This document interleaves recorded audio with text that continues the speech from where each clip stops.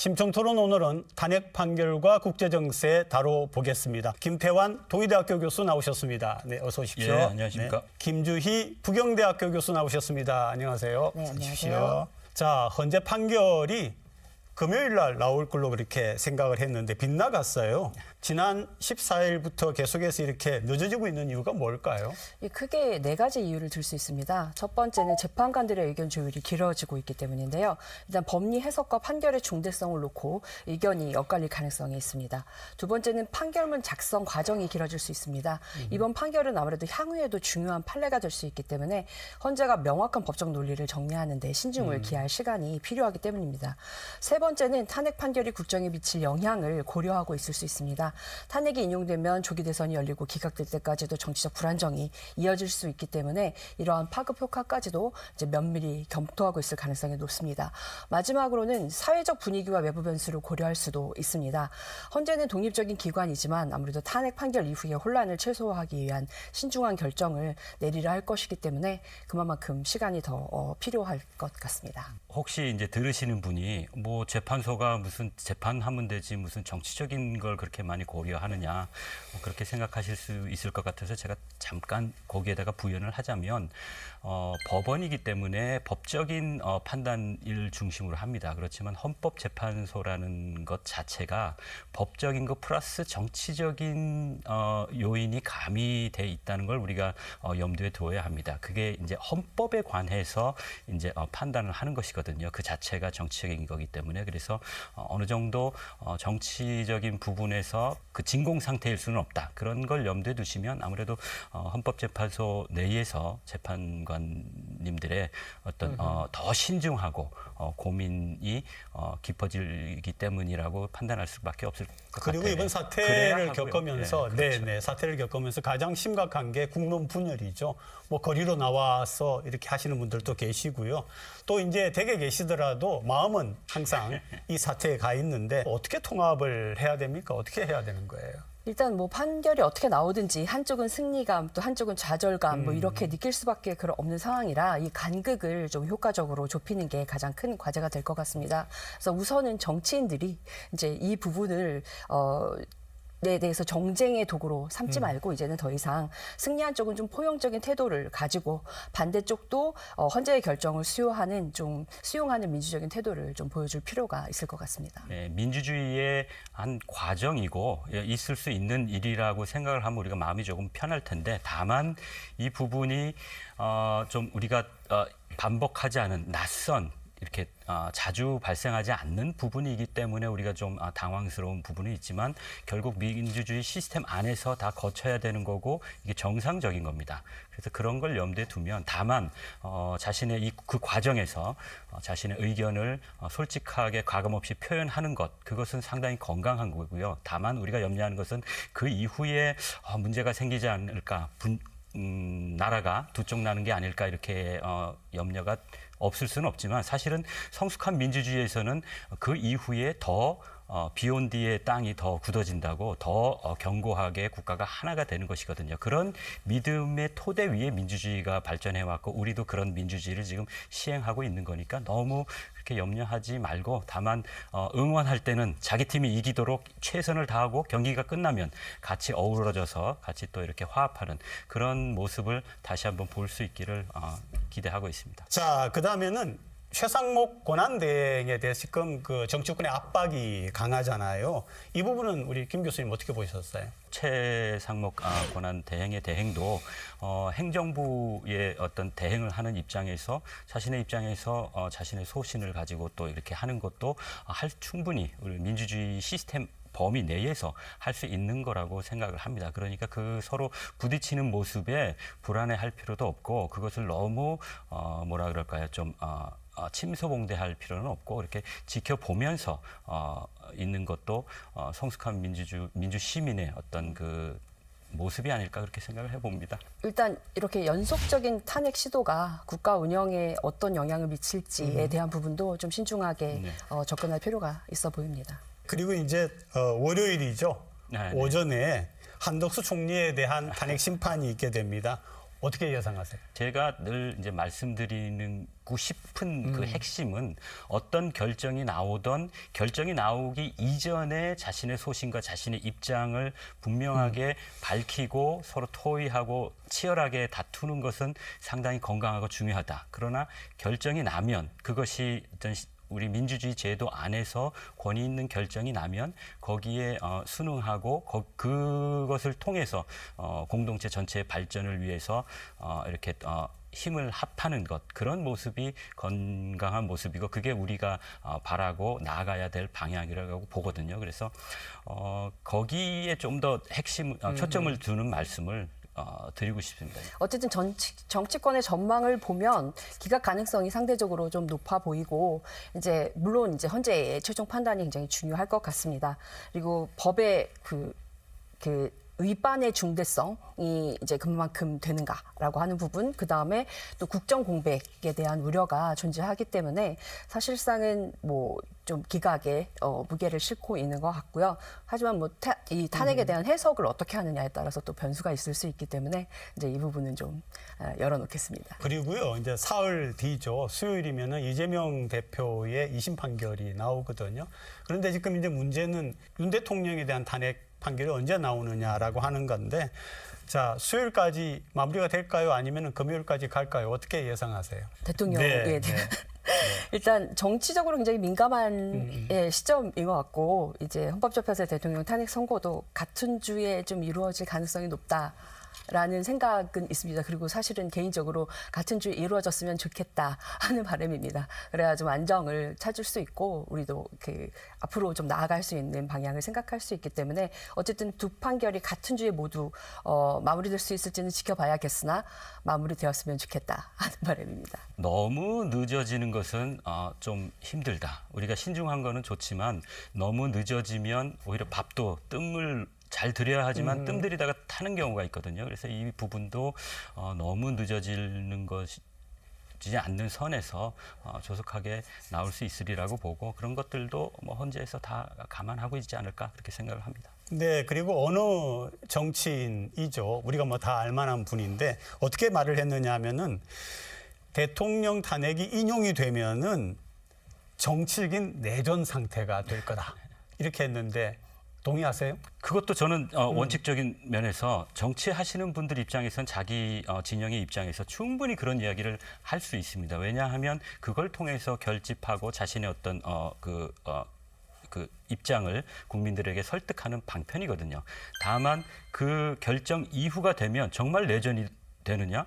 그럼 뭐 나라가 망하기를 바라는 것도 아니고 나라가 망해야 되겠습니까? 그러니까 그 이전에는 우리 개인도 마찬가지입니다. 싸울 때는 어떤 행태와 말을 하더라도 일이 마무리가 됐을 때는 같이 이렇게 협력하는 우리 여야 정치인들이 다 그렇게 하리라고 믿고요.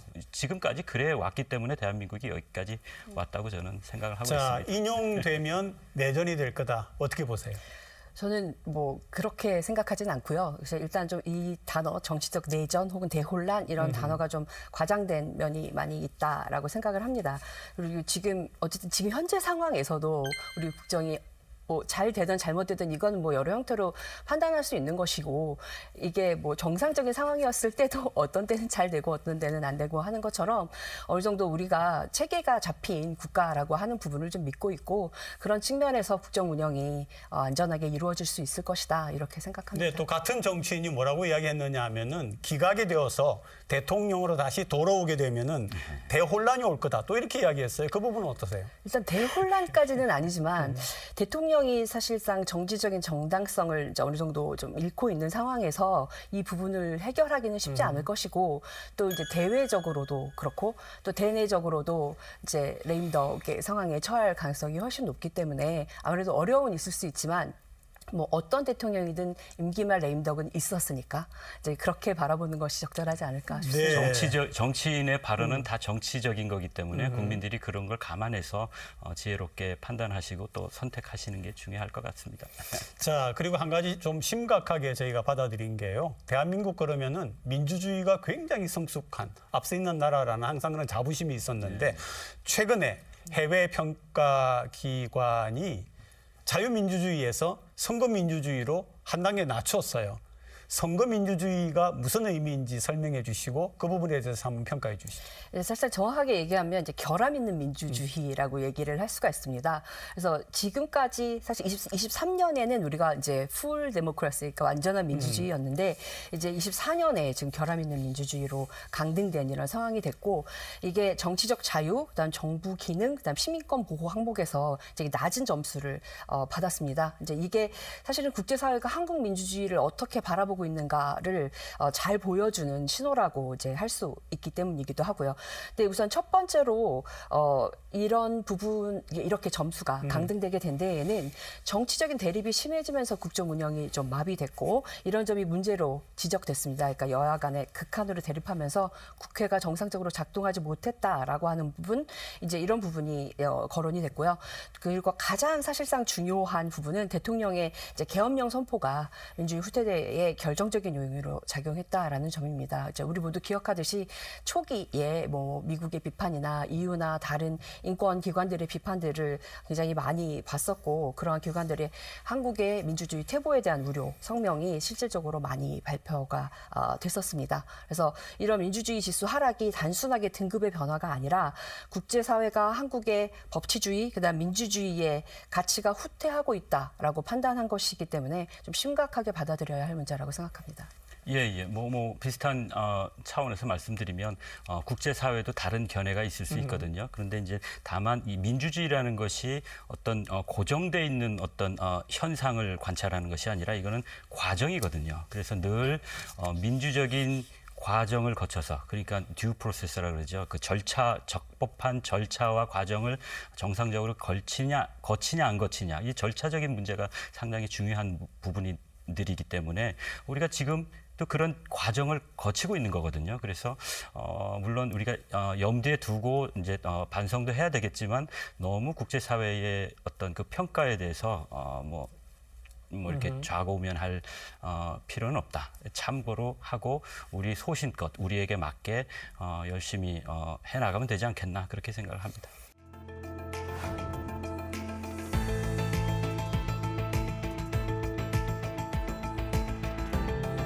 핵 비확산 우려 그 부분 우리가 좀 요새 최근에 있고 또 지역 불안정성 이런 부분에 대해서 우리가 대처를 해나가면 큰 문제는 없을 거라고 봅니다. 안보는 미국에 또 경제는 또 다른 네, 국가들과 이렇게 연결되어져 있기 때문에 사실상 굉장히 좀 많은 딜레마에 빠지게 됩니다.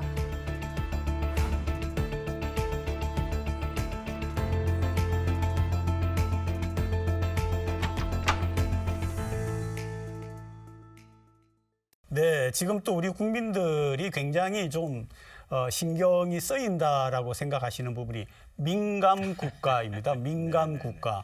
미국이 한국을 민감 국가 속에 넣었다는데 무슨 말입니까? 너무 민감할 필요는 없다고 개인적으로 생각을 하고요. 실제로 지금까지 나온 거에 미국 정부의 어떤 공식적인 입장도 그렇고요. 그러니까 크리스 라이트 에너지부 장관이나 조셉 윤 주한 미국 대사 대리도 네. 너무 이렇게 중요한 부분은 아니다. 민감하게 반응할 필요는 없다. 그런 거를 공식적으로 이야기를 했습니다. 다만 우리가 이제 그래도 그러면 뭐하러 정했냐, 정한 이유가 있을 거냐 할 때는 한 5가지 정도로 그 근거를 이야기하거든요. 보통 정리를 하면 미국 국가 안보에 위협이 되느냐 여부, 그리고 핵 비확산 우려, 그리고 또 지역의 불안정성, 그리고 네 번째는 경제 안보 위협, 그리고 테러 지원입니다. 그러니까 요 기준에 의해서 이제 민감 국가를 지원하는데 요 기준으로 보면 한국은 뭐 크게 문제되는 건 없을 것 같은데 이제 다만 핵 비확산 우려 그 부분 우리가 좀 요새 최근에 있고 또 지역 불안정성 이런 부분에 대해서 우리가 대처를 해나가면 큰 문제는 없을 거라고 봅니다. 그러니까 이제 그 미국이 스스로 밝히고 있는 게 가장 견제 대상은 중국이다. 네, 맞습니다. 근데 이 중국이 만약에 러시아하고 한편이 된다라고 하면은 미국은 감당할 수가 네, 없다. 맞습니다. 네. 그렇기 때문에 오히려 러시아와 관계를 적극 개선해서 중국을 견제한다. 이런 견해가 있는데 어떻게 보세요? 뭐 큰 그림에서는 아마 그게 그 미국의 전략적인 네, 네. 밑 바탕에 깔려 있을 겁니다. 그게 사실입니다. 사실은 이거는 뭐 트럼프뿐만이 아니라 사실은 그 아시아로 회귀한다는 그 오바마 정부 이후에 일관된 그런 정책이거든요, 전략이거든요. 다만 유럽에서 아시아로 돌아올 때 어떤 스타일로 돌아오느냐에 이제 민주당 정권들이 좀 트럼프 시각으로는 지지부진했다 본다면 트럼프 입장에서는 확 돌아오는 그런 선택을 한 거죠. 우리가 외교와 대외 관계만 좀 놓고 보십시다. 지금 같은 상황에서 혹은 평상시라도 우리 외교가 이런 것들을 잘 극복할 능력이 있느냐 국민들이 의심하시거든요. 어떻게 말씀하시겠어요? 그러니까 지금 현재 상황에서는 사실상은 좀 네네. 어려운 것은 맞습니다. 네네. 그러니까 이 격변기에 많은 정상들이 함께 모여서 논의도 하고 함께 참여해야 될 부분이 있는데 일단 그 부분이 부재하다라고 하는 부분이 좀 어려울 수 있지만 또 다른 측면에서 보면 잘 또 극복해 가고 있는 것으로 보입니다. 한 가지 제가 예로 들고 싶은 부분이 있는데요. 이제 한국은 뭐 유럽 국가들과 마찬가지로 안보는 미국에 또 경제는 또 다른 국가들과 이렇게 연결되어져 있기 때문에 사실상 굉장히 좀 많은 딜레마에 빠지게 됩니다. 그럼 이제 어떻게 할 것이냐라고 하는 부분이 나타날 수밖에 없고요. 그리고 트럼프가 또 이런 형태로 계속해서 나오고 있으니까 더더욱이 어려움이 있는데 저는 최근에 한국의 이제 외교부가 안보리와 그러니까 유엔의 안보리와 총회에서 이렇게 표결을 했습니다. 그게 이제 앞으로 한국이 어떻게 갈지를 잘 보여주는 예라고 어떤 내용이었어요? 생각을 합니다. 일단 안보리에서는 미국이 이제 제안을 한 것인데요. 그러니까 러시아 전쟁을 조속히 종식을 해야 된다. 그러니까 맞춰야 된다. 끝내야 된다. 그러나 이제 여기에 러시아의 침공이라던가 이런 공격적인 어떤 러시아에게 부담이 되는 말을 담지 않았습니다. 그렇게 하다 보니까 저희 이제 한국이 비상임이사국으로 들어가 있으니까 미국 같은 경우는 당연히 찬성, 다른 국가들 그와 관련된 국가들은 다 찬성을 던졌고 이제 유럽 국가들의 경우에는 이제 여기에 이제 일정 반대. 부분 반대는 아니지만 아니고. 기권을 기권. 네, 했고 이제 이런 모습을 보여줬습니다. 그러니까 이제 한국은 명확하게 여기서 이전의 어떤 그런 우크라이나를 지지하던 기조가 아닌 이제 미국에 찬성하는 모습을 보여줬습니다. 근데 총회의 경우에는 이제 러시아의 이런 침공을 규탄하는 그런 내용의 네네. 이제 발의가 EU 차원에서 있었고 그 부분에서는 이제 한국이 마찬가지로 이제 찬성표를 던집니다. 그래서 기존의 이제 입장을 명확하게 했었던 것이죠. 그리고 이제 이 전문가들의 얘기 혹은 관련자들의 얘기를 들어보면 그러면 이제 유럽이 좀 이해를 못하지 않았겠느냐 앞쪽에서 그러나 이제 한국의 상황이나 이런 부분들을 잘 설명했고 이제 그런 부분들을 통해서 이제 유럽 국가들도 잘 이해할 수 있었다. 한국의 입장을 이해한다라는 부분이 있었기 때문에 이런 상황이 이러니까 말 그대로 우리가 모순된 결정을 해야 하는 많은 상황들이 있을 때 어떻게 접근해야 할 것인가에 대해서 좀 더 이제 고민해 볼 수 있는 사례가 아닐까 생각합니다. 김태형 교수님, 김주희 교수님 지금 설명 우리가 잘 알아들었잖아요. 뭐냐면 이제 안보리 같은 경우에는 상당히 힘이 있고 제재 그런 어떤 파워도 갖고 있는데 총회는 상징적이잖아요. 그러니까 상징적인 자리에서는 우리의 입장을 조금 보이고 안보리에서는 또 약간 실리적인 측면을 했다 이런 건데 그래서 외교를 잘한다. 잘한다라기보다는 잘하고 있다 뭐 이렇게 보셨는데 어떻게 생각하세요? 그 자체가 이제 외교인 거죠. 그래서 우리나라가 그런 능력이 있느냐? 저는 충분히 능력이 있다고 보고 또 능력이 있기 때문에 여기까지 온 거거든요. 다만 이제 우리 동양적인 한국적인 정서가 어떤 합리적인 어떤 선택과 합리적으로 과정을 거치는 것보다는 좀 정서적 인 어떤 그런 것들이 좀 농후한 그런 문화적인 그 배경이 있기 때문에 그런 것들만 조심하면 될 것 같은 생각이 듭니다. 예를 들면 국제사회가 결국은 미국 중심으로 미국의 지도하에 이렇게 재편돼 왔고 또 앞으로도 상당 기간 그렇게 터인데 미국과 우리가 그런 합리적인 민주주의 시스템을 공유하고 있기 때문에 미국을 다루는 데 있어서 특히 국제사회에서 외교를 하는 데 있어서 상당히 우리가 갖추고 있는 것은 잘 갖추고 있습니다.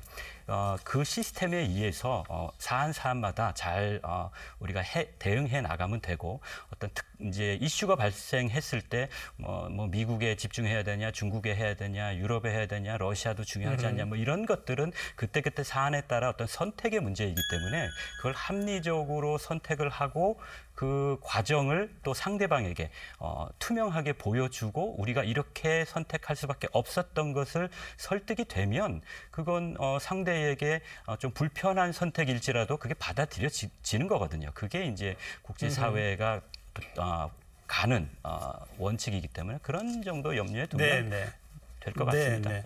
자, 민감 국가 지정 문제 다시 돌아봤어요. 그 효력을 4월 15일부터 맞습니다. 시작한다는데 어떤 영향을 받게 됩니까? 당국이 이야기했지만 큰 영향은 없다고 했는데 그렇지만 어떤 그 산자부 내에서 관련된 어떤 기관이나 어떤 연구를 할 때 이전에는 자유롭게 방문하던 것을 이제 방문하고 하는 것들을 한 번 더 스크린하는 그런 어떻게 보면 미국 내부의 문제이거든요. 그렇지만 이런 것들이 계속 지속되면 아니한 거하고 뭐 같을 수는 없거든요.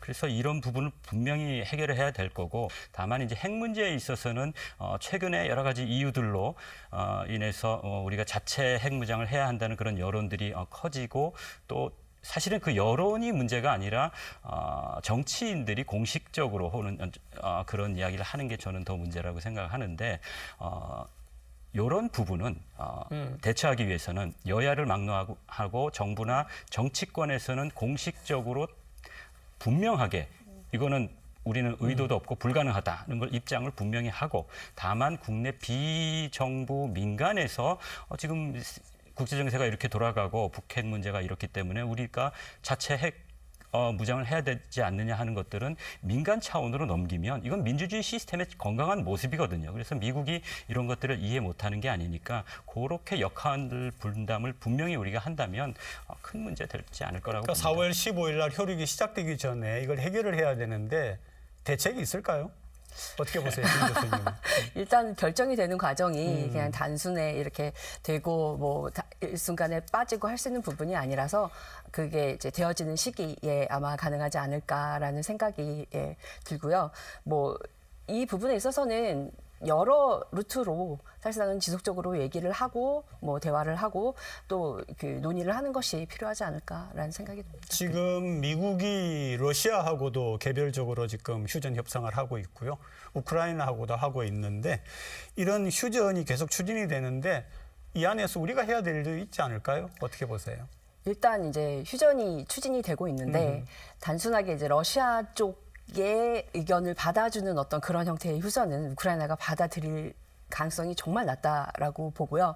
그렇다고 한다면 전쟁이 휴전이 된다고 해서 이게 바로 끝나는 일도 아니고 빠르게 휴전되기는 사실상 어렵지 않을까라는 그런 평가를 할 수 있을 것 같습니다. 근데 이제 이 안에서 그러니까 우리도 여기서 또 이제 여러 형태의 어려움이 존재하는데 이제 우리는 상당히 그 친러적인 어떤 그런 그 정책적인 기반이 좀 있는 상황에서 사실상은 폴란드의 무기도 많이 수출을 했고 또 그 수출을 하는 과정에서 그러니까 이런 아까 말씀하셨듯이 조달을 용이하게 할 수 있도록 사실상은 폴란드의 공장도 짓고 이제 이런 형태로 생산을 하고 있습니다. 그런데 이제 러시아가 휴전이 된다고 해서 사실상 과연 정말 전쟁을 그만둘 것이냐, 그 이상의 어떤 다른 국가로의 확산이 없을 것이냐라는 그런 질문에는 대부분의 전문가들이 그렇지 않을 것이다라고 얘기를 하거든요. 그러니까 이 부분에 있어서 우리가 좀 조정을 해야 될 필요가 있을 것 같고, 그러나 어쨌든 단기적으로는 우리 방산 산업에 상당히 그 주요한 기회로 사실상 이해할 수 있을 것 같습니다. 자, 국내외적으로 이렇게 혼란이 계속되고 있는데요. 두 분은 정치학자이자 또 국제정치학자란 말씀이죠. 두 분이 우리 부산 시민분들, 시청자분들에게 끝으로 꼭 남기고 싶은 말씀이 있으면 한 말씀씩 듣겠습니다. 민주주의 시스템 안에서 원칙, 명분 토대로 해서 자신의 견해, 의견을 가감없이 분명하게 표현하고 어떤 공동체의 결정이 됐을 때는 거기에 또 같이 대승적으로 협력을 하는 모습. 거기에 부산을 위해서도 우리가 시선을 서울이나 중앙에서부터 해외로, 국제사회로 이렇게 두는 것이 모든 면에서 우리의 발전의 어떤 시작이다. 그렇게 생각을 합니다. 정치 사회적인 갈등 속에서도 좀 냉철한 시선, 균형 잡힌 판단이 상당히 중요하다고 생각하고 건전한 토론과 뭐 협력을 통해서 부산을 더욱더 발전시킬 수 있는 그런 그 일에 우리 모두 함께했으면 좋겠고요. 뭐 이런 혼란도 부산 시민이라면은 충분히 힘과 지혜로 극복할 수 있을 거라고 생각합니다. 마지막으로 부산이 흔들리지 않으면 대한민국도 흔들리지 않습니다. 네, 두 분 오늘 정말 고맙습니다.